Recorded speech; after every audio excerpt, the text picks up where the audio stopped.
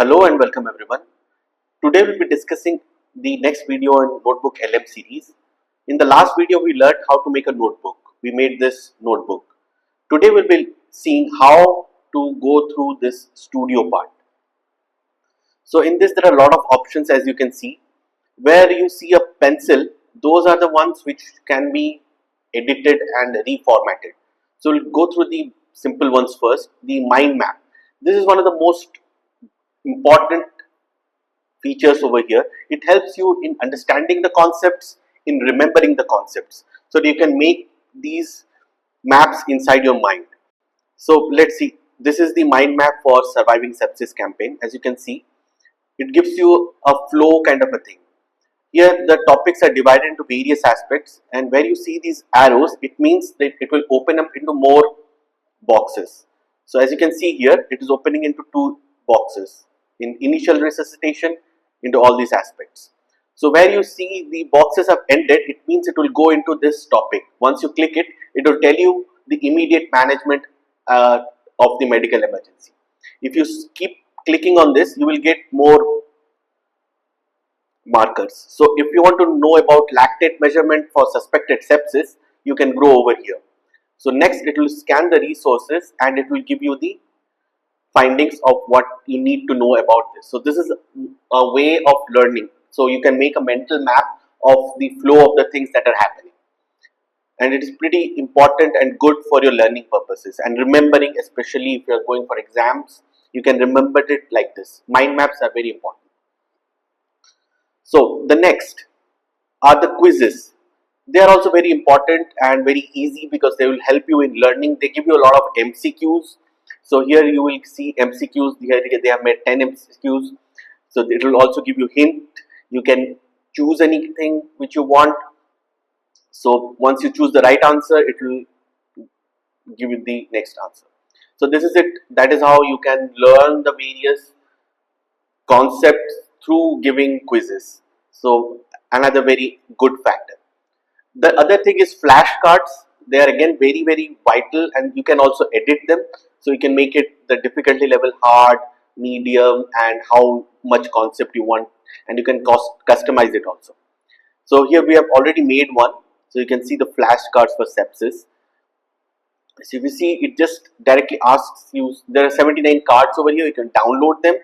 You can see the answers, and like that you just mentally frame the answer and you can see if you are giving the right answer or not. So again, a very intuitive way of learning and understanding concepts. Next is the infographics. They help you in visualizing the concepts more easy manner, but sepsis is a very large thing, so infographics is not a very right way of doing this. If you are going through one small article, then it can help. So it has made an infographics. You can make this for small parts. For the larger parts, it's usually such a big topic, it usually doesn't cover most of the things. But anyways, it is still quite helpful.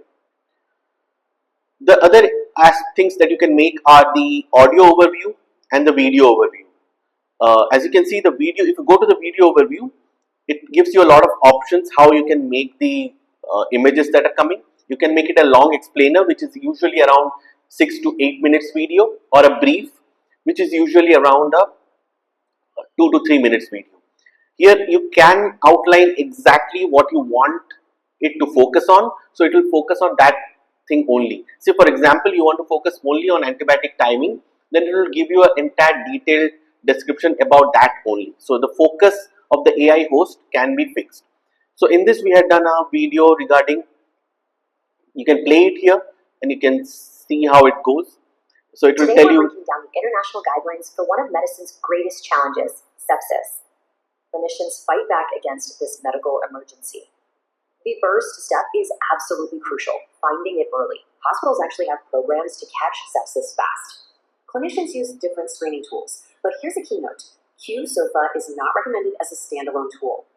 But how do they get a rapid read on how much stress the body's organs are under? So as you can see, it gives a very good overview of the concept. You can see this, you can hear this and get an idea. So it helps you in learning better. So this is the audio. You can see they will start talking. That sinking feeling. Oh, absolutely. You're looking at it. So this is a preset. You can hear it in your free time. The important thing that they have made is they have added join over here. So once you click on the join, what it is going to do is it is allow you to ask questions. So you can click join and enter this conversation and ask a question what you want, and they will reply to your question. So that is an interesting concept which I have added, that is the interactive mode. So all these concepts are there which you can use and make your interaction with the articles that you have uploaded more intimate. And finally, you also have the option to create reports. It has some settings like a blog post, like a study guide or a brief document, or you can create your own where you write in details exactly what report you want, and it's going to create a report for you. So you can use all these concepts to understand and read the articles and learn better. Again, one more very important thing is you can create your videos and audios in the language of your preference. You can make it in Hindi, Odia, any Indian language or foreign languages as well. Thank you for your patience.